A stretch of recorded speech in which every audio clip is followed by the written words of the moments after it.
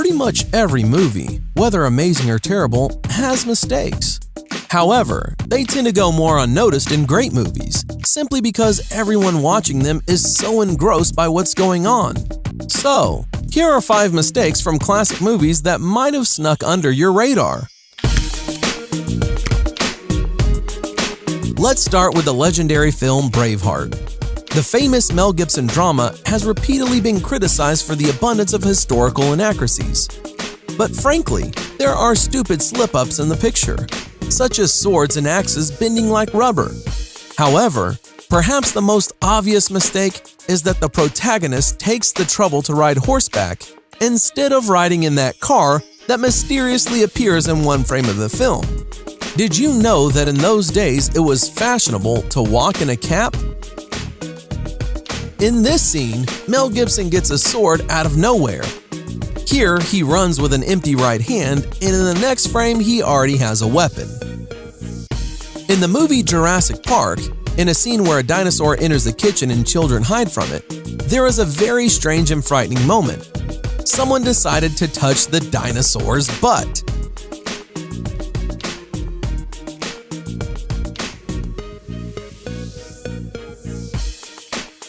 In the movie The Dark Knight Rises, here's the first time we're shown that Batman has a fighting technique called non-contact combat. How can you explain this scene? During a fight, one of the opponents falls without any contact to him. And this super epic mistake is during an expensive special effects scene in the movie Knowing. Surely you've noticed it. When Nicolas Cage comes to the policeman on the road, he begins to step back, looking behind him. Nicholas also turns around and is amazed at what he saw, but the falling airplane is coming from the side. Look again at this mistake.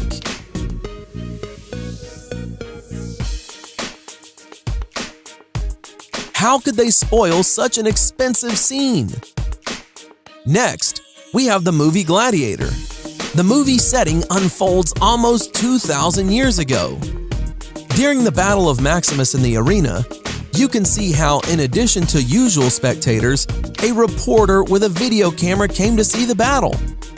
I'm guessing he's streaming a live broadcast of the battle on Ancient Rome TV. It also turns out that in hot weather, people came to the stands with plastic bottles of water. Very prudent. Also, very striking is the shoes people are wearing in Ancient Rome. Apparently, we got the designs of modern soles from them as well. Today, some historians say that gladiator fights had elements of a show, kind of like wrestling now. And seeing as rivals stab swords at each other's armpits, you begin to believe it. But at the end of the movie, when the deadly wounded Maximus falls to the ground, you can see how his head is comfortably placed on a pillow of sand, to die with such comfort. But to be honest, it's no surprise that Maximus eventually died, because he had a very bad coagulation of blood. This can be seen at the beginning of the film when in Germany, he was injured by one of the soldiers in the shoulder. But here, he is in Spain, and the wound is still bleeding.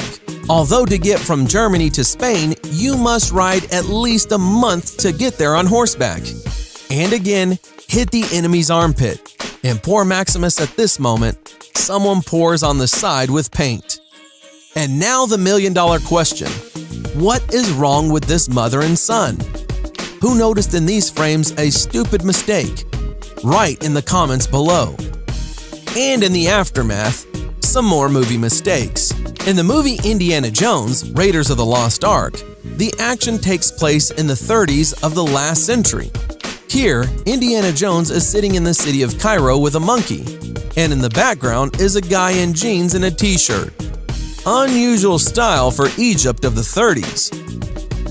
In the second part of Iron Man, Natasha knocks down her partner with a clever trick. However, at the moment of the trick, she turned into a completely different woman. In general, Iron Man 2 is a mystical film. Otherwise, how do you explain that Tony Stark's reflection in the mirror thrusts 2 fingers into his mouth before Tony Stark himself? And what other kind of movie mistakes did you notice, guys? Leave a comment below. Thanks for watching. Subscribe for more.